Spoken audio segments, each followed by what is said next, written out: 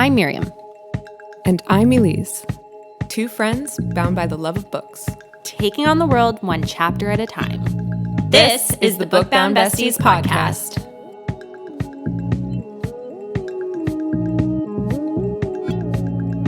Hey, Book Bound Besties!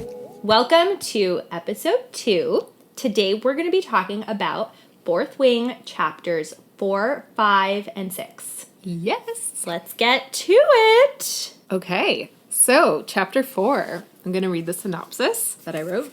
Okay. The death roll is read, and the cutthroat reality of this new school sets in. Dane gives Violet a cold shoulder in front of the troops, but he quickly calls her over so they could talk not so secretly. We learn about his signet power of recent memories just before the class bell tolls. Xaden looks down upon them, bearing deep into Violet's soul. Words are exchanged and tension builds for this trio before Violet runs off to class. All right. Okay. So before we get started in our discussion about the chapter and our thoughts of what happened, I'm going to read the little blurb before the pre-chapter? Yeah. Yeah, perfect. Okay.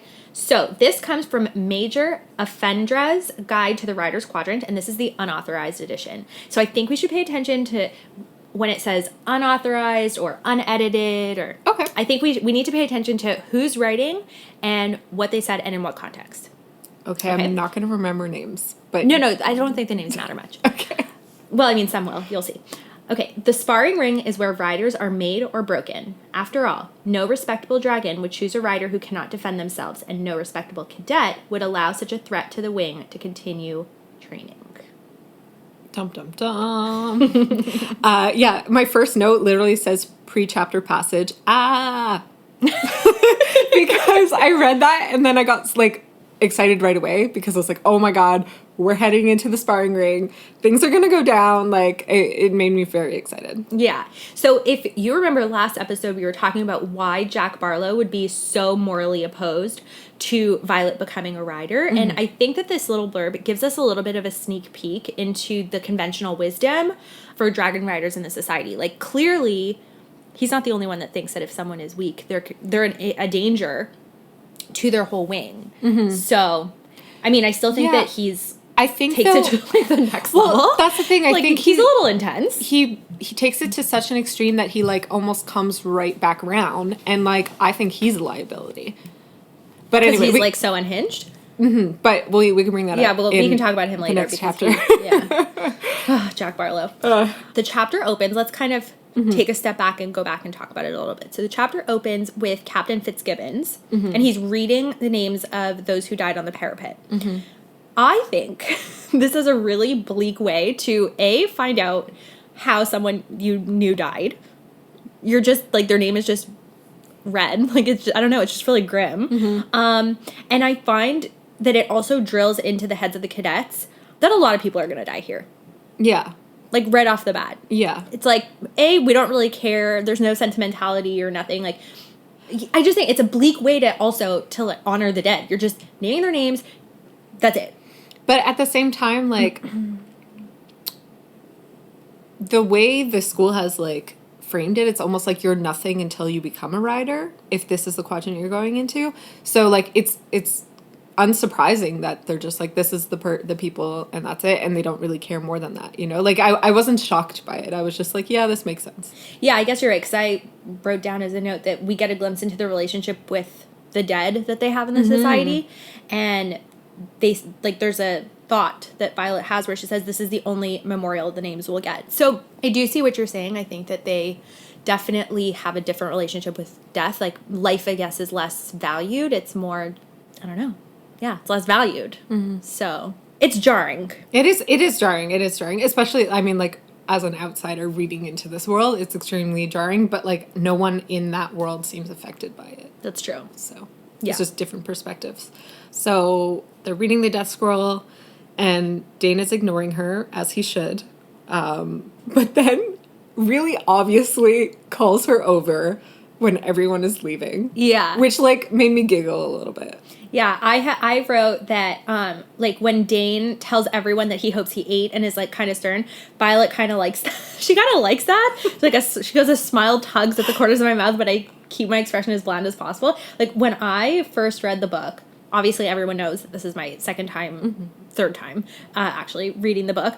I felt like we were in on a secret. Like, he was being stern, but, like, don't worry. Like, I know who the real Dane is. And it really helped me buy into the friends to lovers trope that I thought we were going to get. I was convinced. Like, I didn't necessarily think, like, this is not a spoiler. Anybody with half a brain. Like, I did not think Violet and Dane were endgame, but I have hope. Right. That this girl, he's hot, she has a crush on him, he's her protector. You know, I'm like, something's gonna happen. Like, they have to at least make out. Right. Yeah, no, I believe that is where Violet's head is at. Like, you do see that she cares about him, and you see that she likes him, and you could see all the, like, the flutters and the cute little, like, relationship vibes that the two have. Like, I believe it, reading it. Yeah. Do I think it's going to go there? Well, you're a more intuitive reader than I am, and I'm just saying, like, I was so on board, okay? Yeah. Like I say all the time, I am an author's dream. I am so easily manipulated, and I was just like, Violet wants Dane, I want Dane. Like, yeah, it's going to happen. But I totally get that, because, like, I'm reading it through her eyes. Obviously, it's through her eyes, and I believe it for her. Yeah. And I'm like, I'm glad she is happy in this little fantasy right now. Like, I'm happy for her now. Yeah. But I have reservations already with Dane, the way he behaved with trying to get her out, and we'll talk about that again. Yeah. Oh, we'll definitely talk about that again. Yeah. So the other thing I wanted to say, now in a reread, so when I'm doing my reread for the pod, I'm actively trying to put myself in the perspective of somebody reading it for the first time. So I'm trying to have a little bit more of a discerning eye, because obviously when I read it for the first time, I inhaled the book. I just wanted to know what was going to happen next, and I wanted the spice, and anyway. But now I'm trying to be a little bit more academic, and the thought I had, so she's looking at Dane, he's telling everybody, you know, go to class, and I hope you ate, and all these things. He's really acting like their squad leader. But Violet notices a scar on Dane's jaw, I think. And now, reading this, I'm seeing this, and the fact that she hadn't noticed it until now type of thing, as a potential hint that there may be some things about Dane that Violet no longer knows about.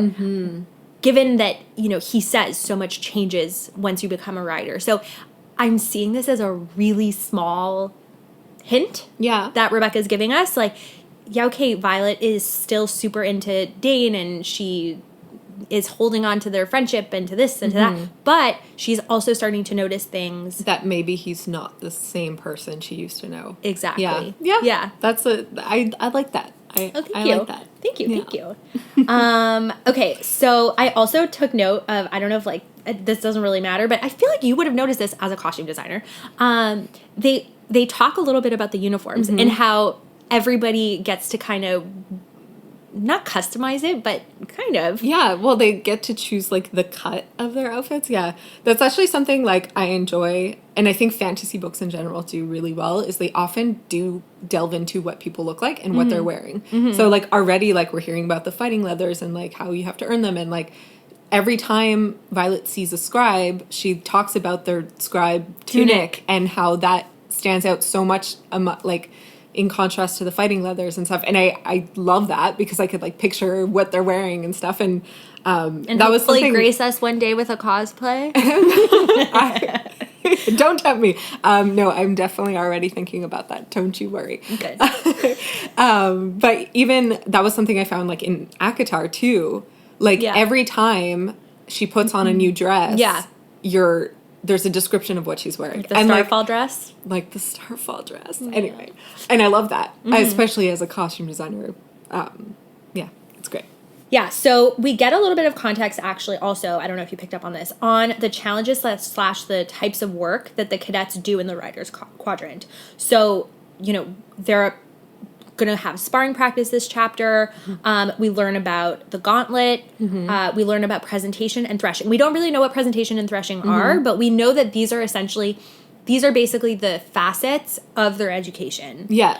Which I think is kind of cool that they're, again, she's just sprinkling it in there. We're going to get more context later on, but at least these words, we're being introduced to these words and what they're going to mean later on. Yeah, she's good at, like, introducing and world building, but, like, in a very gentle way. Yeah. But in a gentle way, but she also threw us into the story right away. You know, it wasn't like in ACOTAR, it took us a while. It's true. You know, before we even got to the spring quarter, it took us forever. It took us like 9 chapters or something. Okay, maybe not.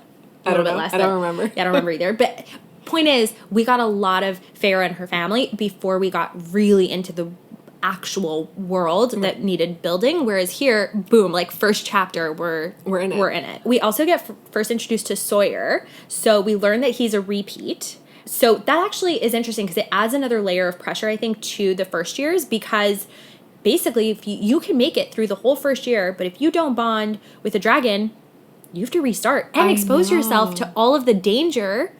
You know, you have to cross the parapet again. You have to go through all the sparring training. Everything, you have to do that again. To, like, yeah. And I think Violet kind of makes a side comment about it, too. But, like, to know what you're up against and willingly do it again because you so badly want to be a writer or have this, like, burning desire to be a writer. Like, it's crazy to put yourself through that much danger. And then only, realistically, writers go off to war and are probably not going to survive that long. Yeah. So, like, yeah, you might go through the ranks or whatever, but, like, you're going to die.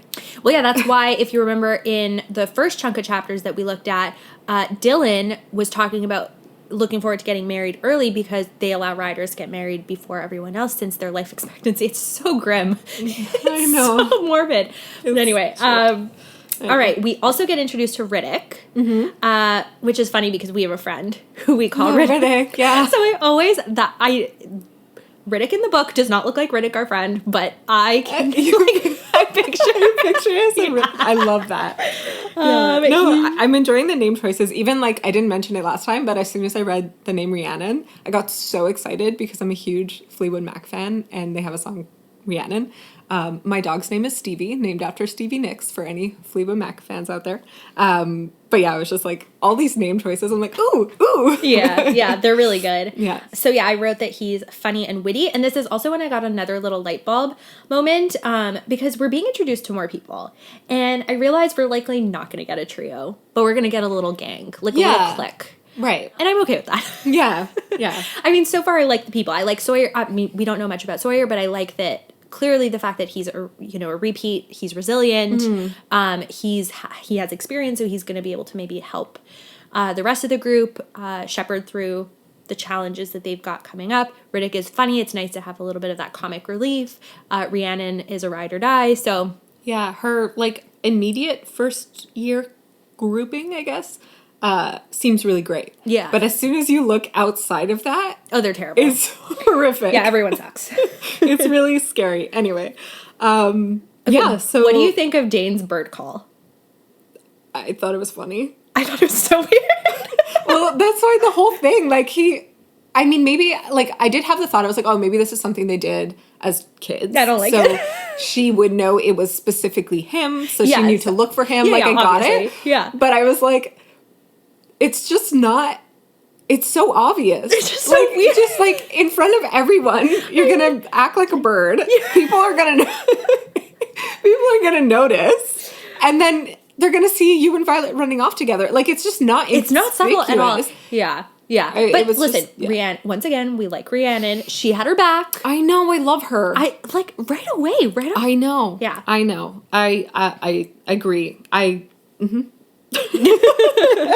So, okay, I know I'm, like, really slowly, I just want to savor, like, every single thing that happens in this, even though really not that much happens in this chapter, but anyway.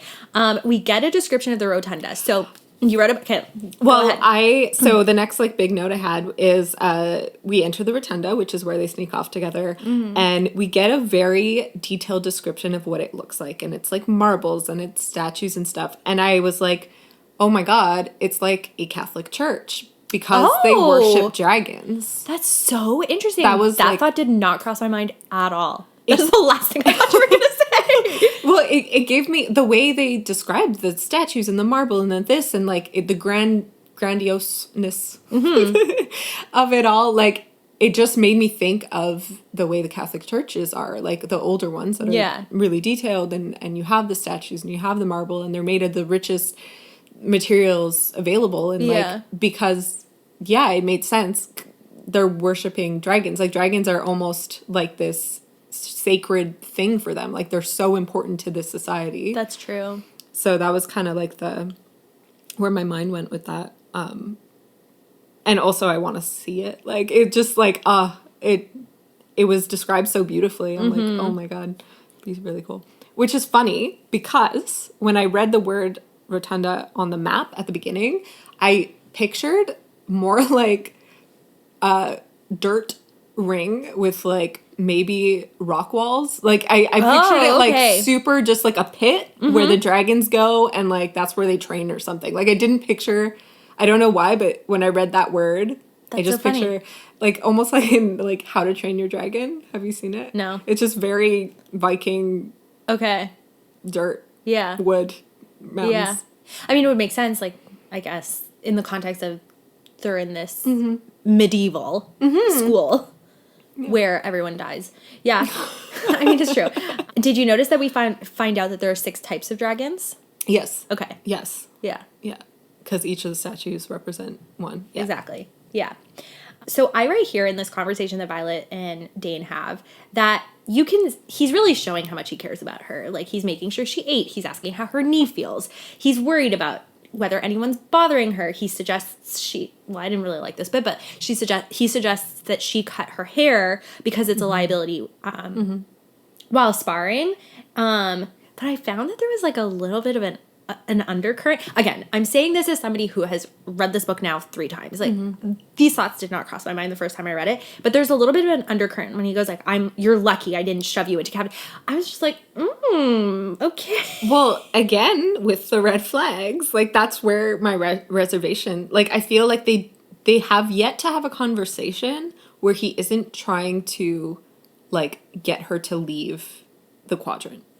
Like, every time... Like, he's forcing her. Yeah. Like, every time... Because it's the beginning of the book. They haven't had that many exchanges. And every time they do have a private conversation, it's brought up. Yeah, it's true. And it's just like, okay, dude, come off it. Like, she said she wanted to be here.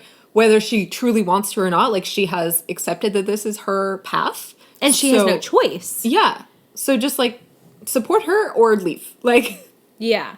That's true. We also find out what we already knew, which is that Xaden had their squad moved into 4th Wing under the assumption that he wants Violet dead. Dun, dun, dun. Dun, dun, dun. But this is the part where I roll my eyes, and I wonder if you got the same vibe as I did. When Dane tells her to keep a low profile, this is giving Hunger Games. Oh. This is giving Hunger Games, in my opinion, and it's giving Throne of Glass, if anyone has read this series. Sidebar, Throne of Glass is one of the best, if not the best series I have ever read. And this is coming from a huge Harry Potter nut. I love Throne of Glass. And this is giving Throne of Glass. Well, I'm excited to read it then. But I like how Violet pushed back on all of this. Like, she's teasing that she doesn't think... Like, she goes, I don't think Xaden's going to stab me in the middle of a battle brief. Like, she's taking his protectiveness in stride. And, like, being very careful not to hurt his ego, I think. Like, she's taking the protectiveness and not rejecting it, I guess. Yeah. Which I think almost, like, shows her youth. Yeah. Like, what she's willing to put up with. Yeah. Someone maybe 10 years older than her wouldn't. No, you disagree? I don't know. I mean, listen, like, I have to be honest. The first time I read this book, was still on board with Dane at this point. Like, I was still on board. I was just like, he's her best friend. Okay. He wants what's best for her. He's protecting her. Okay. That's fair. I don't know. And then we learned that Dane we learned about his signet power. Yeah. Which is reading recent memories. Yeah. Which is, like, super cool. When I first read that, I was like, oh my God, how does it work? Like, does he know everyone's, like, memories around him? But then we discover that he has to touch their temples, which is cool, but makes it less useful almost. Like, it's not even just, like, touching their arm. Like, it's a very obvious thing.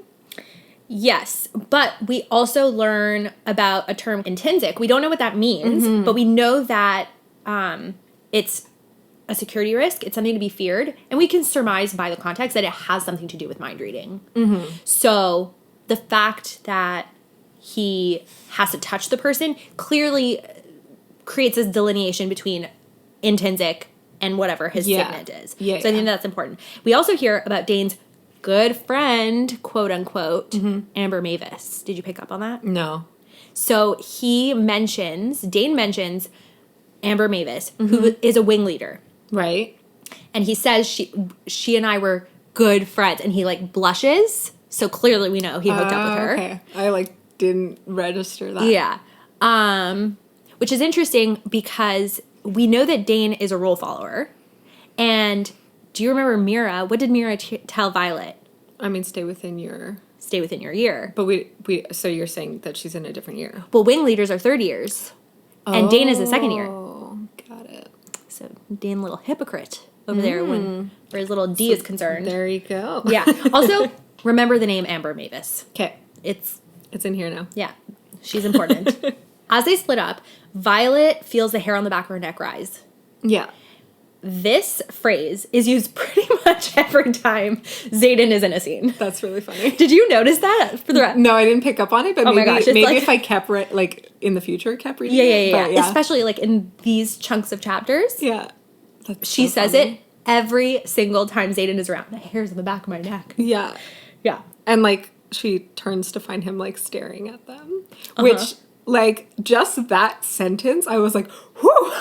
No. Then she goes, Xaden Ryerson is watching me with narrowed eyes, the sleeves of his uniform rolled up, his massive arms. Yep. Yeah. I'm like, this girl. I know. She wants him so bad. I know. Yeah. I know. Oh. Yeah. Just reading that chunk, I was like, okay. Like, anyway, wouldn't mind him staring at me. But. Nope.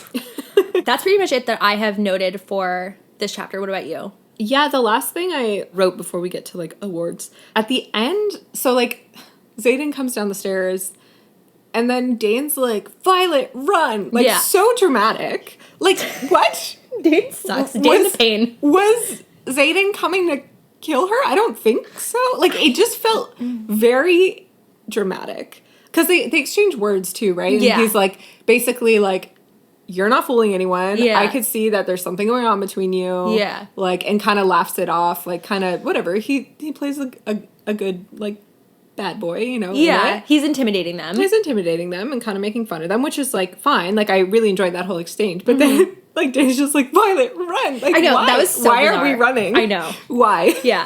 And, like, meanwhile, all the students are coming in, so it just felt like a very... Like, what was he gonna do in front of all these people? Such a public place to off her. Like, it didn't make sense. I guess he wouldn't have to hide killing her. Like, he could do it publicly. Well, yeah, because she's not in his... I think the rule is you can't kill anybody in your squad. Yeah, but... So she's in his wing, but she's not in his squad. But so maybe he could have? I mean, he's still her direct, like, superior. I don't know. It was just a weird moment. I was like, why are we running? Like, I thought something was gonna go down. Me too. And then I started the next chapter and nothing went down. Like, we were in a different part. So I was like, that was weird. But whatever. So before we get to the awards, there is a line I want to kind of highlight and mention that doesn't fall into any of the categories of our awards, but I think it's important. It will be important down the line, so I wanted to highlight it. So this is Dane saying, this place can warp almost everything about a person by. It cuts away the bullshit and the niceties, revealing whoever you are at your core. They want it that way. They want it to sever your previous bonds so your loyalty is to your wing. It's one of the many reasons that first years aren't allowed to correspond with their families and friends. Otherwise, you know I would have written to you. Just park that in the back of your mind because it'll come back. It'll come back. Cool. So, awards? Awards. So, I think before we even get into it, all 3 chapters had it was very hard to give awards. Like, there weren't obvious moments of romance, spice, and funny. Although funny, I think, was the easiest one because I had moments where I laughed. But overall, it was tough, but I tried to be creative. So the romance one, for this, I, like, more just picked out a moment that I thought was, like, a sign of love. Okay. And it's how Rhiannon just looks at Violet and understands she's going to go see Dane, and she's like, you go, I'm going to grab your bags. Like, it was just such a pure, like, friendship bonding moment. Mm-hmm. Like, they already just get each other. Acts of service. They already just get each other. And I was like, oh, like, what a beautiful budding friendship. Oh, that's nice. That's much more, I don't know, mature. No, that's a lie. Okay, mine is when Dane steps forward, cups Violet's face. Mm. His thumbs are stroking over her cheekbones in a slow motion. He goes, I'm not going to let anything happen to you. And I'm just somebody that I love to be touched. Yeah. And even though his words are not that romantic, I mean, they are sweet. I like, you know, the idea of, like, being protected or whatever. It's the action that does it for me. The, like, grabbing her face and, like, you know. I almost put that, but then I got annoyed with Dane and didn't. I was just like, no, you're not winning this award, bud. Like, anyway. So the next award is the, like, funny award, the thing that made me laugh. I rolled my eyes so hard at this part, but Dane, I'm still me. His posture softens, and he lifts the short sleeves of his tunic, revealing a relic of a red dragon on his shoulder. I just have this now. Like, I'm still me. I just have a tattoo now. Look how cool I am, Violet. Like, it just made me giggle. I was like, that is so lame. Although I'm a sucker for tattoos, I still thought it was really funny. Yeah, when Justin wore fake tattoos for your Halloween party, I was like, I'm kind of into this. I love a man with tattoos. My husband has many, anyway. Yeah, mine has none. As of yet. So my funniest line is, like, kind of, like, cheesy, tongue-in-cheek. It's when Violet goes, would it be so bad if they did? After Dane asks if anyone tried to screw her the night before. Yeah. I was just like... She taunts him a lot. I know. It's fun. She's so naughty. It is fun. It is fun. Like, and that's what I mean. Like, I'm totally in... Like, Violet right now has eyes for Dane, and she's in it. And I'm just like, you enjoy that. Yeah. Like, I get it. I get it. All right. Spiciest line. Simply the way Xaden is watching her.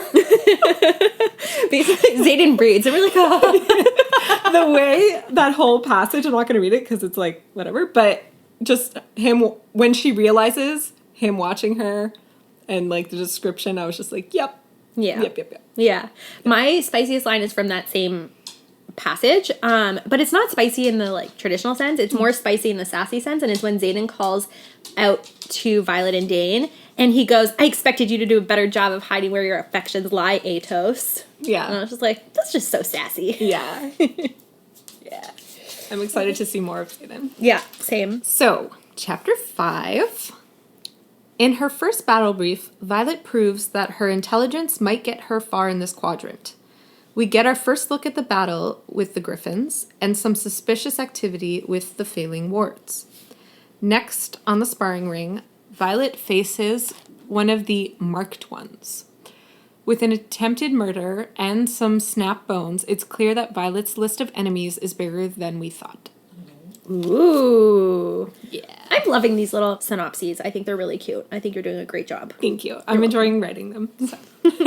Okay, so the little blurb. This is from the Tirish,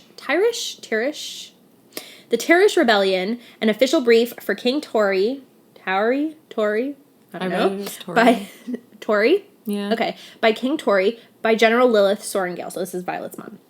Knowing I am in direct disagreement with General Melgren's orders, I am officially objecting to the plan set forth in today's briefing. It is not this general's opinion that the children of the rebellion's leaders should be forced to witness their parents' executions. No child should watch their parent put to death. So, when I read that, I was so excited because in the first chapter, one of the first things I brought up was, like, how frustrated I was that they were, like, literally scarring these children for... like, physically scarring these children for the crimes of their parents, and how I thought it was unjust. And now this was brought up, and it's brought up again later in the chapter, and I was just like, oh my god, I'm not crazy. Yeah. Like, these people also feel this way. Mm-hmm. And I also think that this blurb shows that the mom is not in agreement with the practices against rebellion kids. And it sows a little bit of doubt because we got so many mixed messages about her in the first chapter when we first were introduced to her. Mm-hmm. So it's like, okay, is she in on this? Is she not in on this? Is she good? Is she bad? I don't know. This is just kind of another check in the other column. And, like, so many people, as we'll see later, like, blame her.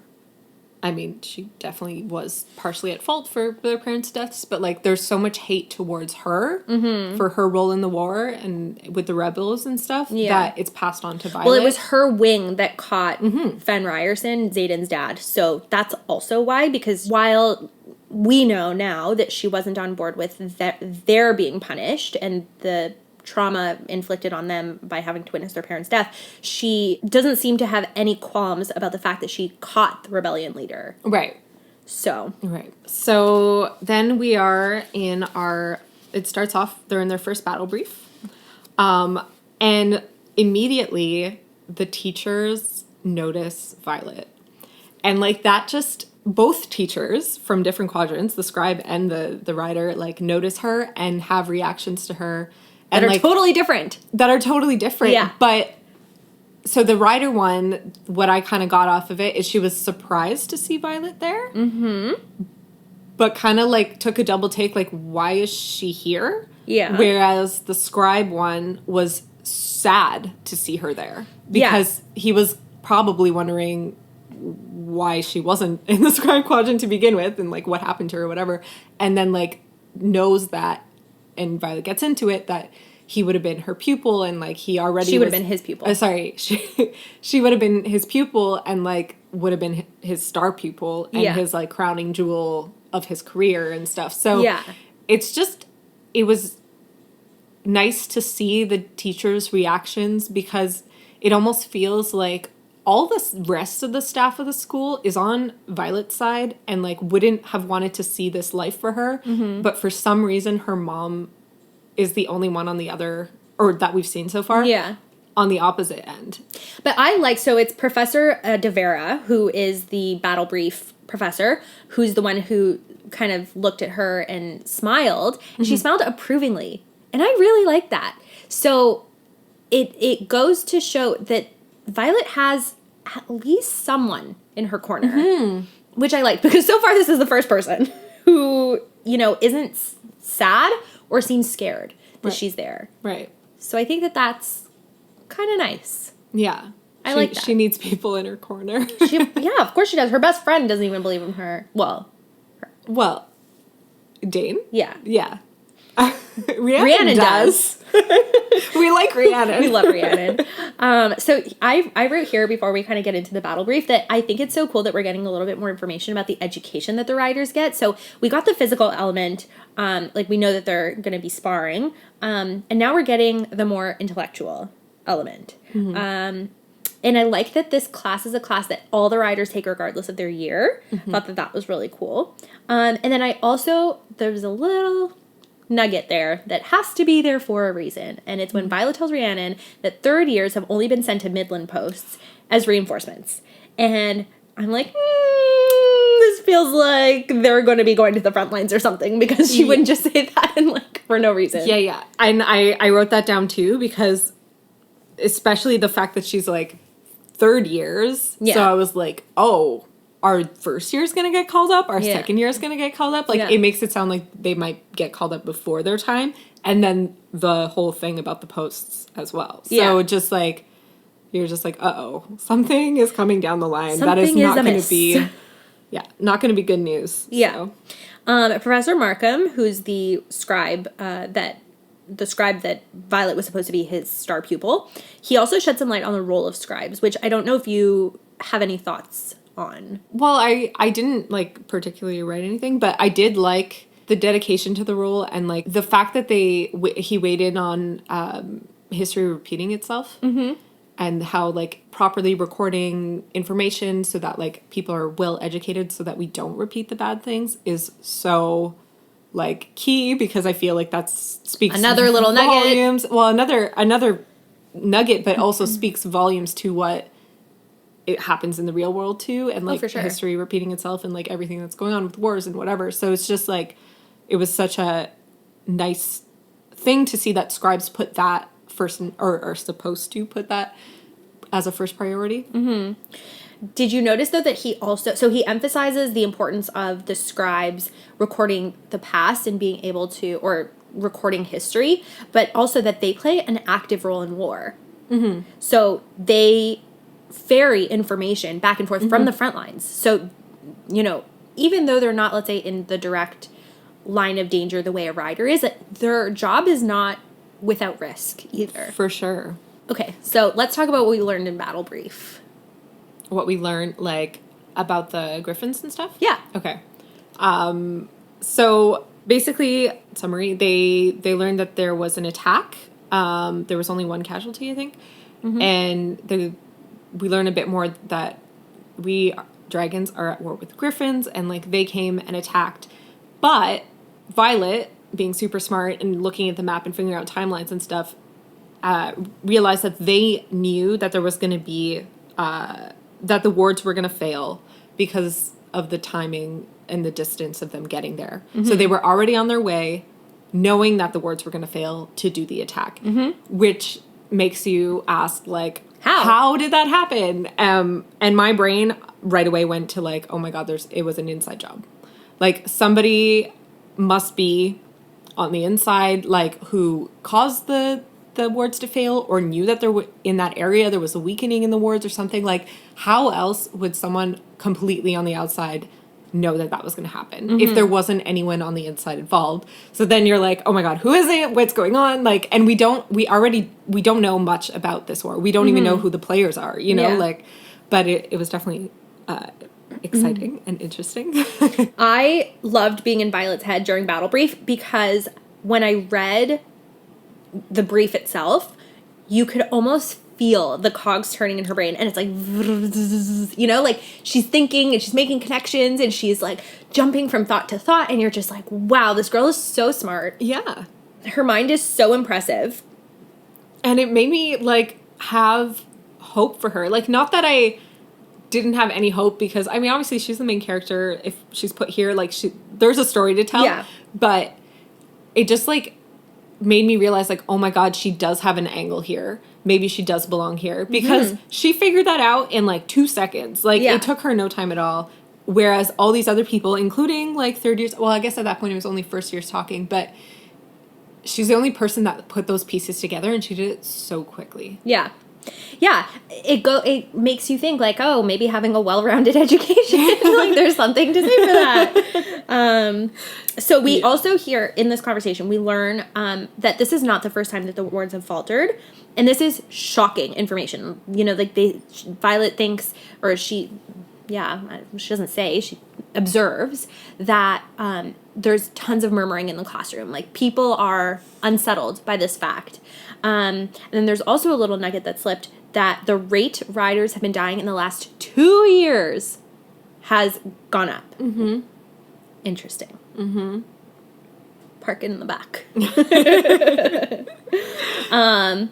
So I hated in this moment that Violet had Rhiannon ask her questions for her. Like, this is nothing against Rhiannon. We have already established we love Rhiannon. Yeah. I just hate that she's taking Dane's advice.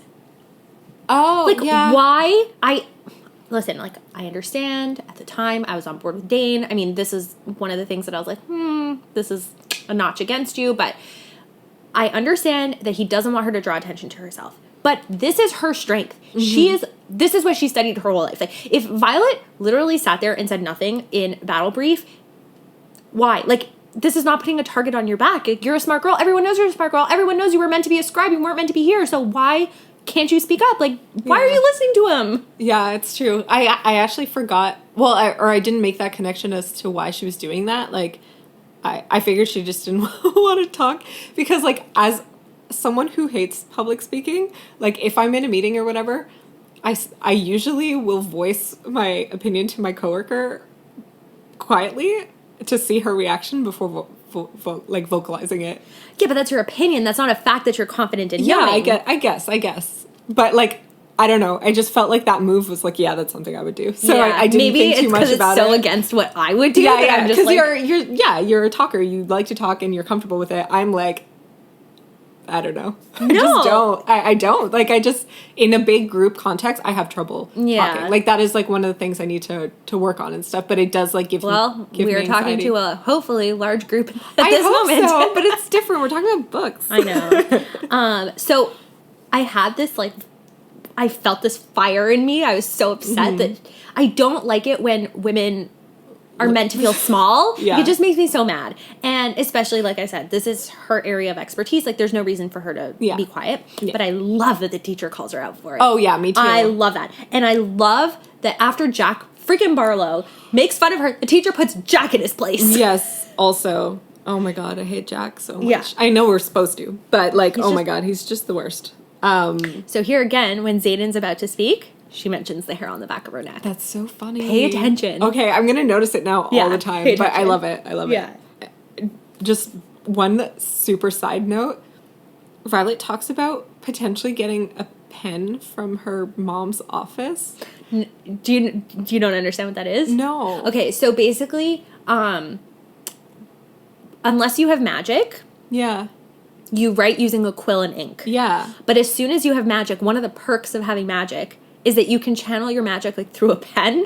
That's so weird. I know. It's one of the small magics that they can do. So she's looking forward to using a pen like the ones she's seen in her mom's office. Yeah. She's not going to steal her mom's pen. I wasn't sure what was going on, but I was like, coveted pen. I'm like, I like pens too, but like what? Why does her mom have them? Why are they coveted? Yeah. Anyway, okay, thank you for You're clarifying that. You're welcome. So now we are done with Battle Brief. Yeah. We're done with class. And Violet, Riddick, and Rhiannon form an alliance. Yes! And I wrote that too because, like, it was such a... like, obviously Rhiannon and her are friends, but, like, the one thing Mira says is, like, form an alliance. And then when that happened, when they made their little agreement of how everyone's going to scratch each other's backs, I was like, oh my God, her alliances are forming. And that made me so happy because she just came off the win of Battle Brief. Like, we realized that she's going to maybe do well in here. Yeah, she adds value. She adds value. She could at least succeed in one facet of all of this. And then, like, now she's making an alliance. I'm like, oh my God, you're getting places, girl. Yeah. Like, it's very exciting. For sure. But so it's funny that you're like, oh, she formed an alliance. And I'm like, oh, she formed friendships. Because I'm like, Violet's my interpretation was that Violet is basically ignoring Mira's advice because she's forming friendships and not solely alliances. I guess with Riddick, he's too new, but she formed a friendship with Rhiannon. Yeah. So I kind of like that Rebecca Yarros is showing how strength and advantage and gain could come in different forms for different people. This shows how Violet is different from her siblings, and she's doing the Rider's Quadrant her way. Yeah. Which I liked. For sure. For sure. So. Yeah. There was that. I think because there is an exchange between the tutoring and everything, that to me read more as alliance. Not to say she's not friends with them, because I agree she is doing it very much her way, because I think that's the only way she could get through it.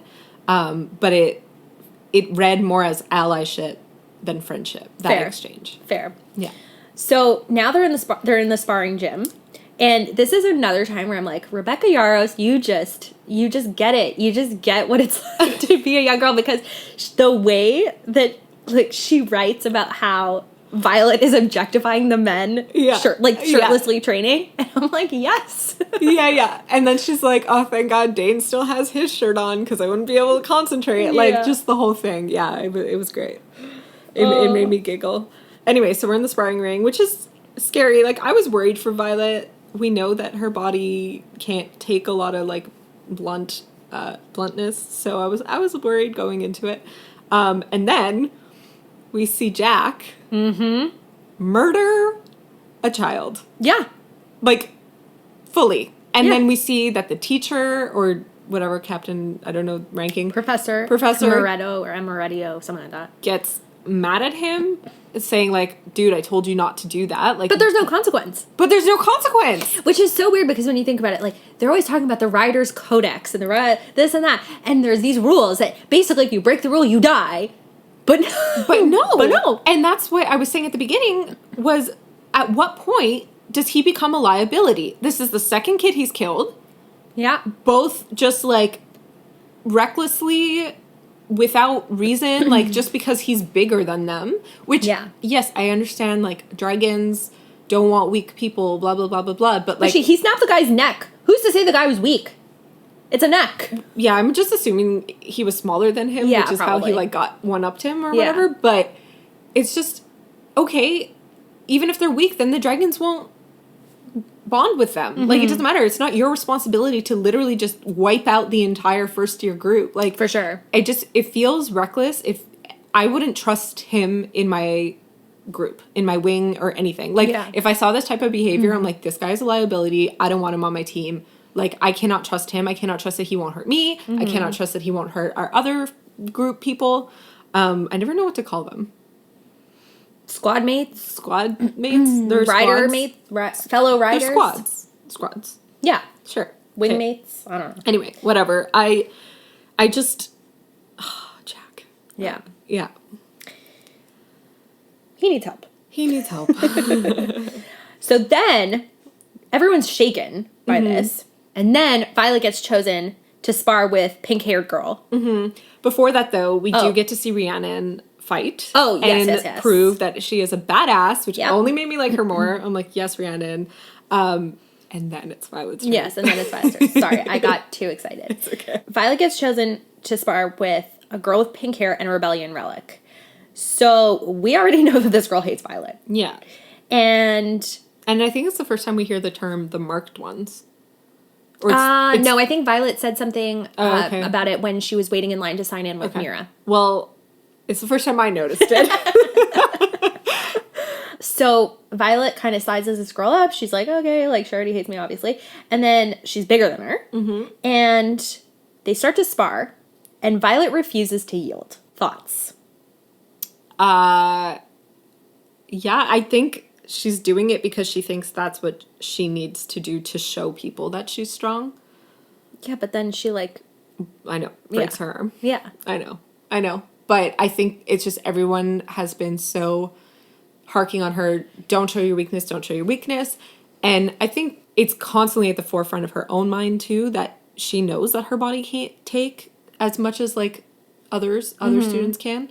So it almost becomes something that I think she's trying to prove to herself. Yeah. I mean, I guess, obviously, we've now read the following chapter, so we know she's seriously injured herself. And I'm just thinking, strategically, you're better off yielding, even though it, quote-unquote, makes you appear weak, than literally breaking a bone that will require you to be out for the count. Yeah, you're not wrong. Let's use our brains. You're not wrong. For a smart girl. Yeah. Violet, come on. She's being stubborn. Yeah. Yeah. No, I know. And even before we get to the arm part, though, the girl tries to stab her. Yeah. And, like, because she says, she's like, what is this corset made out of? Mm-hmm. Like, because the blade didn't even, like, didn't go through at all. But that's also crazy. Like, they're in sparring right now. Mm-hmm. They're not supposed to be killing each other at this and part it's because it's not even the full... No, what's the term? What do they use? They're calling it assessment day. Assessment day, exactly. Yeah. So they're just trying to see, like, what their skill levels are and stuff. Yeah. It's supposed to almost be, like, a friendly match, you know? Like, yes, they're hurting each other, but, like... And she fully, like, takes her And she uses her powers, right? Because she goes fast. Yes. So... Yeah, she uses her powers, which they tell her multiple times, stop doing that. Yeah. Like, it just feels like discipline is very... very wishy-washy. Yeah. Because saying don't do that and then actually having consequences are two very different approaches, you know? Yeah, they're gentle parenting. In, like, a deadly environment. Like, it's so contradictory. And then the result isn't, like, it's not like it's unserious. It's, like, serious injuries, death, like... Yeah. And they're just like, oh, okay, well, it happened. Yeah. Which is really funny. And it actually made me laugh a bit, like, as morbid as it is, because, like, people always, like, hark on about how Hogwarts is so dangerous for students. Like, and there's just, like, bad pedagogy at Hogwarts. Just, like, how does this school exist? And then you get here and you're just like, oh. We've one-upped them. Because now we've added the element of mortal danger. Yeah, of, like, students actually just killing each other. Yeah. So it just made me laugh a bit. Because I'm like, well, this school's somehow managed to make it worse. That's so funny. And yeah, we leave her with the sound of a snap. Yes. Okay, awards? Awards. I think I was bad. I didn't pick 3 because You pulled a me. I pulled a you. I picked 3. I'm proud of you. Thank you. I really wanted to, and I failed. Oh, I meant to ask you actually. Yeah. Have you ever broken a bone? I have. What have you broken? I've broken my right arm twice. Twice? Yeah. So I broke my right arm at age 3 making a puzzle. I don't know. I like reached to get a piece and like fell on it. Funny. I don't know. Oh no. Fun fact. I am almost 30 and I still love my puzzles. I've only broken my bones making a puzzle once, I will say. Gladly. It's such a wild time making puzzles. I know, so bizarre. And apparently, my parents like really harp on this fact that even as a 3-year-old, nobody was allowed to sign my cast. My cast remained white the entire time I had it on as a baby, as an infant. Not an infant, as a child. Okay, so the second time was equally embarrassing. And I was in the old port of Montreal. At the time, you could rent these electric scooters, which now you can see pretty much everywhere. Like when Justin and I were in Italy last year, everybody was riding these. But at the time, I was 12. This was a novelty. I might have been even younger. No, I think I was 12. So I was riding on this scooter. And then the old port of Montreal has these cobblestones. So I was coming near a part of the road with cobblestones. So I said, oh, I'm going to just walk beside the scooter instead of riding because I'm scared because I'm a huge chicken. I'm trying to be brave. It has been my New Year's resolution for the last 2 years. I'm improving. Anyway, so I was walking and then I guess there must have been like a rock or whatever. And the way you accelerate on these scooters is with your wrists, like a motorcycle. And so my wrist went, like, oh no. whatever, as if to accelerate. And then I start running with the scooter because I can't, my brain wasn't thinking like, oh, I should brake. I was just like, maybe I could catch up to this. I also didn't think maybe I should let go of the scooter. Anyway, I went flying. Oh no. Yeah. Oh, that's awful. Have you? Yeah. So I broke my left arm and I cracked my sternum. Oh shoot. How'd you do that? So the sternum thing was a soccer injury. Oh, okay. I was a goalie for a really long time, and I don't know, I fell onto the ball weirdly to like make a save, and the girl kicked it at the same time, and it was just the way my like chest like contracted. So it was like a hairline fracture, but that's so uncomfortable. Every breath that I took, like I was in so much pain. Oh, for because sure. your whole body moves. So that really, really hurt. The arm, I was 8. It was it was March, so it was still winter. We live in Canada. It's winter. We have a lot of snow. I went to the park, went onto the monkey bars, and the bars were so cold that I let go. But as I fell, there was ice underneath, and I landed on my left arm badly. And yeah. So your stories are a lot more normal than mine. I will say, though, that when I broke my arm when I was 12, I was in grade 6, and I let everybody sign the cast. And I remember I went to an all-girls school, and we had a dance with the all-boys school, and I made sure some boys signed my cast. Oh. I love it. Did you have a cast on your arm? Yeah, so I had a cast. I had like the type of cast that your arm is bent in it. Yeah, me too. It went all the way past your elbow. Yeah. Oh, I hated that. Yeah, I know. Yeah, I broke my arm right before my, I want to say 8th birthday. And that year I was having a Harry Potter themed birthday. So my parents always like did like themed games and stuff. And because I broke my arm, they rearranged all the games so that you could only play with one hand. Which is so sweet. Yeah. So that was really fun. And like one of my most memorable birthdays I've ever had. But yeah, I've always loved themed birthdays, and I still have themed birthdays. This is true. Elyse and her husband throw a famous Halloween party every year. And your 30th birthday was themed. Yeah, you guys still throw really fun themed parties. So it's always a fun reason to get dressed up and hang out with our friends. And our friends get really into it too. Oh my God, yeah. One year, actually, one of our friends, this year too, didn't Scott shave his head this year too? Yeah. Like our friends literally shave their heads in line with their costumes. Like, I thought it was a bald cap the year Ross did it. No, he actually shaved his... The commitment to the bit with this friend group. Chris did a bowl cut once. Like, Yeah, it's true. People go the extra mile, and I appreciate it so much. Yeah. All right. Awards. Yeah. That's So, better. for the spicy award part, I just put Violet talking about shirtless boys. That's funny. I didn't... Again, I didn't do spicy. I did sassy spicy. And it's when Violet tells Imogen that she's proud of her mother for, you know, dealing with the rebels and stuff. So she's obviously trying to get a reaction out of her. And I just, like, I know she was saying that just to push her buttons and, like, annoy her. Yeah. Oh, for the funny part, I put when Dane says to Teenan, she's handing you your ass. So I just love the way all the older people in the Riders Quadrant are always just, like, so nonchalantly, like, sassing the younger ones and just, like, putting it back in their face and stuff. So yeah. it's funny. They have absolutely no sympathy. Yeah. My funniest line, again, isn't funny, like, haha. It's funny, like, nervously laugh hysterically funny. And it's when Jack goes, how was I supposed to know his neck was weak? Yeah. I was just like, okay. And also, it was kind of like, it's funny because my other funniest line was what you put as your sassiest line, but it was when Violet goes, I'm not arguing with their logic, I'm just enjoying the view. Respectfully, of course. Yes. I was just respectfully. like, respectfully. Yeah. I'm just like, yeah. And then I didn't put a romantic one, which is, like, usually, like, my favorite one. So that was pretty crazy. But did you find a romantic part? No.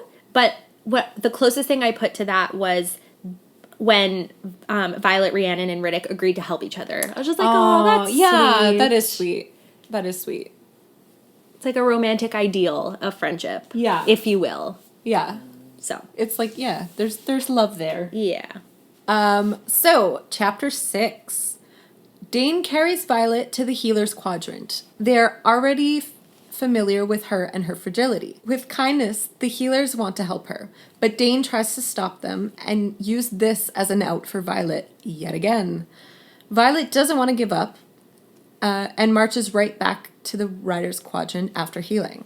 A present awaits in the form of a journal left by her sister and her brother before her. With their guidance, she may find a way to outwit her opponents yet. So the little blurb is by Major Frederick's Modern Guide for Healers, and it says, it is my opinion that of all signet powers riders provide, mending is the most precious, but we cannot allow ourselves to become complacent when in company of such a signet, for menders are rare and the wounded are not. So, again, it's giving us a little bit of context because we know what's going to happen in this chapter. Yeah, and until reading that, I didn't realize that there could be a power of healers with the dragons. I just assumed that, like, there's a healer's quadrant and, like, they're just medical people that learn how to do this. Yeah, like, you would think that all of the signet powers have to do with what would be useful in war, which we think about it. A medic is super useful. Absolutely. But, yeah. No, I know. I guess, yeah, I didn't think there would be passive powers. Mm-hmm. I thought they would all be, like, aggressive. Yeah. Yeah. So Violet is practically passed out from the pain in her shoulder, and Dane is carrying her to the infirmary. Mm-hmm. Thoughts? Mm-hmm. I mean, like, because it's so frustrating because he has these moments where you're like, he is... See? He's dreamy! He's carrying her! He cares, yes. whatever. But, yet again, he ruins it. Like, and that's kind of what I was saying last chapter. Let's just wait until we get to that part, okay? Let's just stick with the fact that he is carrying her while she's in pain. He's taking care of her. Okay. While, like, big picture...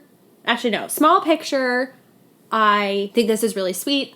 I don't know if it's like it's not the damsel in distress because I don't know what it is. I like that he picked her up and was like, I'm getting you in front of everyone. Yeah, like you know what? I love PDA.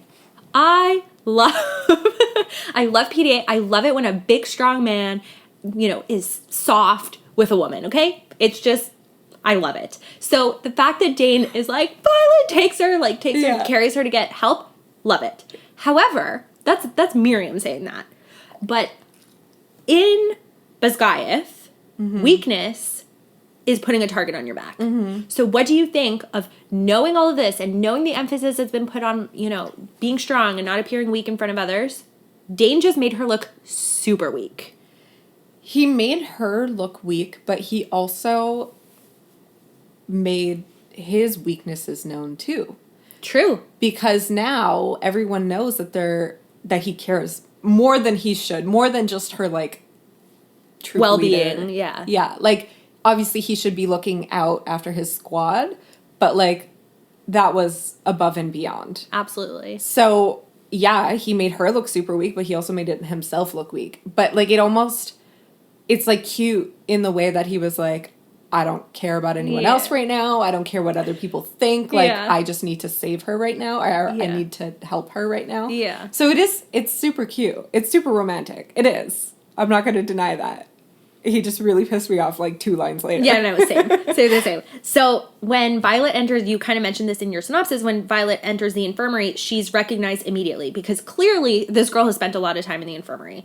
We learn more about healers and menders and the difference between the two. And I find that it's really interesting that menders can even mend inanimate objects, not just humans. Yeah. That's kind of cool. It is cool. It is super cool. The whole, yeah. We also learn that Violet's brother Brennan was a mender. I know. So that's a nice little nugget. So we don't quite know we don't know what Mira's signet is yet. We know what the mom's signet is. We know the dad was a scribe. We don't know whether she will have one. But we know that Brennan was a mender. And like the blurb said, menders are extremely rare. So we know that Violet comes from a very powerful family because her mom's signet power is really powerful, and so is her brother's. Yeah.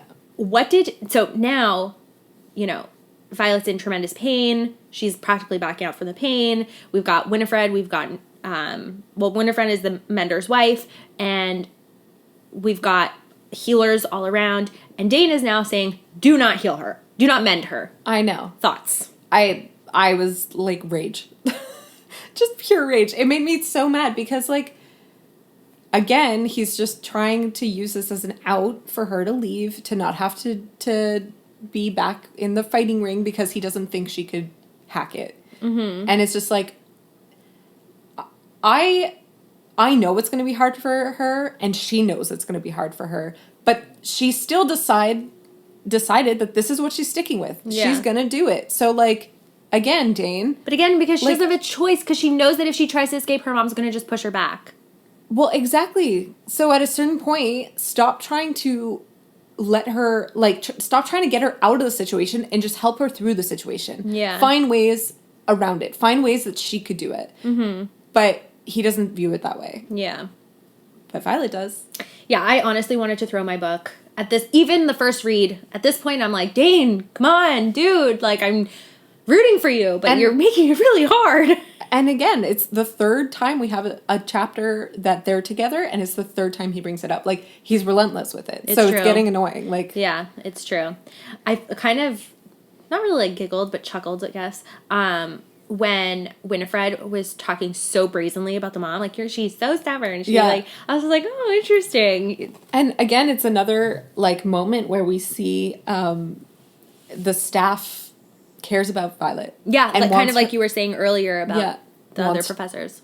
Yeah, wants her well-being, wants to look out for her, wants her to be okay, and this time even more blatantly was opposing the mother. Mm-hmm. So it just feels like everyone wants what's best for her except her mom. Yeah. So. Which makes you think, does the mom know something that the rest of us don't? Oh. Probably. Oh. Okay, Nolan arrives, the mender, and he says something really interesting that kind of goes unnoticed. It went unnoticed for me until this third reread, which some people may be like, oh, Myriam, reading comprehension. Anyway, so he goes, and I don't know, maybe a misintuitive reader over here did notice, but He goes, I've never agreed with the way they conscripted those kids to the Riders Quadrant as punishment for the sins of their parents. We have never forced conscripts into that quadrant, ever, and for a very good reason. Most cadets don't survive, which was likely the point, I suspect. Yes. You picked up on that? Yes. Of course you did. Well, I mean, I noticed him saying that. I was like, oh, like, because I hadn't, I guess, thought about it. When we first learn about the rebel kids, what do we call them? Marked ones. The marked ones. Yeah. When we first learned about the marked ones, they do mention that they have to attend, but I never thought of it as a, like, death sentence. Yeah. Until right then and there. And when he said it, I was like, oh my God, yeah. Not only did they force these kids to watch their parents die, not only did they physically scar them for life, but they basically signed their death warrants. Like, it was, yeah. Yucky. It's yucky. Yeah. It is yucky. And yeah, is another little important nugget. So park that away in the back of your mind. Also kind of makes you go like, okay, I'd be angry too. Like, we've seen a lot of anger from these kids. Like, yeah, I would be angry too. For sure. For sure. I mean, their whole lives were turned upside down. They were raised by people who genuinely believed in the cause that they were fighting for. And now they have to basically parrot what the propaganda of the opposition. Mm-hmm. So, yeah, for sure it's going to cause a lot of conflicting emotions. So, actually, I did have, like, I mean, I do not have enough information to really delve into this, but it did cross my mind. I'm like, why was there a rebellion?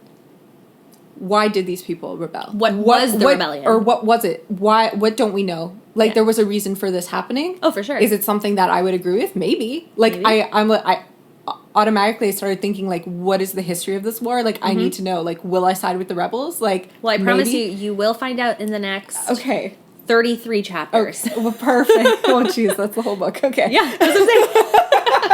At some point in the next 33 chapters, you will find out. But I had, like, that thought did cross my mind a couple chapters ago. Because I was like, well, I mean, in Hunger Games, I sided with the rebels. Mm-hmm. In Diversion, I sided with the rebels. Like, maybe they have a point. In Harry Potter, you sided with the rebels. Yeah, so maybe there's a point. Maybe.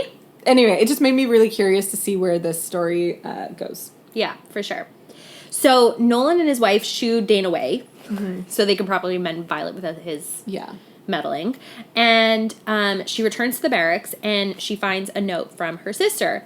And in the note, when Mira goes, I hope you know how proud I am to be your sister. Oh, welp. I cried. I got tears in my eyes. I got choked up too. I got choked up. Like, as soon as she found it, and then you read Mira's note, and then you meet the brothers. The Book of Brennan. I was just like, it was just so touching because through everything she's going through, like, I just felt like Violet needed that. And also to have, like, the ghost of her brother still helping her through it. Like, my heart just... When she was like, I haven't seen his handwriting, and I know. And the fact that you learn that they burn all their the belongings of the dead, which is, like, so crazy and so, I think, contradictory to most of, like, our society here on Earth, in North America. So it was just, like, it was so needed, and my heart just felt so full reading that. And also, anytime, like, there's pride, I don't know why, I just love it when people are proud. Like, it's just an emotion that makes your heart swell when somene's proud of you. That I was just like, oh. Yeah. People. So I kind of picked up on something because Rhiannon goes, oh, sometimes we don't burn everything either. So it's kind of like a mini act of rebellion against the societal norms. It's not, like, I won't say that this is the rebellion, obviously, but it's just interesting that there's this rule that you have to burn everything, and we don't know why. We don't know what's behind the tradition, but it's interesting that now we have Violet's family who kept... Well, her sister kept a belonging of a person who died that should have been burned. And now Rhiannon is saying we do that too. So it's like, what else is happening? What tiny little, rebellions are happening? Yeah, behind closed doors. Exactly. Yeah. Yeah. And it also felt like another bonding point for their friendship. And like a secret between them that, like, It's like a trauma bond, but it's a secret bond. But, like, you know Rhiannon's going to keep it, or Yes. it feels that way. Like, I'm just, I'm enjoying watching their friendship develop. Yeah. Yeah. It's really special. Then the first entry in the Book of Brennan, we get a major piece of intel. So we find out that the fighting matchups are determined ahead of time, and that if you know where to look, you could actually find them ahead of time. So you'll know who your opponent is, which could be a huge leg up for Violet. Absolutely. Because right away, she goes into, like, survival mode, and she's like, if I have this piece of information, I could start the fight even before the physical fight even begins. Which is, like, she knows that tactic might actually save her life. Absolutely. So I'm like, oh my God, Violet's going to play games. I'm here for it. Like, let's get into it. I am so excited. Yeah, she has a leg up in terms of literally knowing who she's going to fight against, but she also can now use her greatest strength, which is her mind, to help her win those matchups as they come, which, I don't know, when I, like, read that passage, I was just like, yeah. Oh, yeah. I was like, let the games begin. Yeah. Let's do this. I was really excited for her. But it also begs the question, like, is she going to share this info with Rhiannon? Is she going to share this info that's a good question. What's his name? That never crossed my mind. Riddick? Riddick. Yeah, I should remember that. Yeah, you should have. That's embarrassing for you. Sorry, Reds. I feel like, it changes the playing field so much. I'm very excited to see where this takes us. Yeah, the next few chapters are fun. All right, our last awards of the episode. Yes. So the funny award is the first one. It's when Nolan, like, fully calls out Dane. I put that too. But yeah, Dane is like, putting her under my command was the only way I could think of keeping her safe. And Nolan goes, not doing such a good job, are you? I just, like, laughed so hard. It's such, like, an old man. Oh, yeah. Yeah. Just like, okay, buddy. Nice try. Yeah. I loved it. Also, Dane is just, like, so self-important that I love somebody putting him in his place. Me too. Yeah. Yeah, he needed that. He needed to be knocked down a peg. Yeah, for sure. So instead of romance, I just did it more as, like, a love thing, and it was everything written from her siblings. Aww. Yeah. That's nice. I just, like, my heart, grew 3 sizes that day. But I didn't have a spice. Did you have a spice? Yeah, so actually for most romantic line, I have 2, because I couldn't decide. Mm-hmm. And neither one of them was really romantic.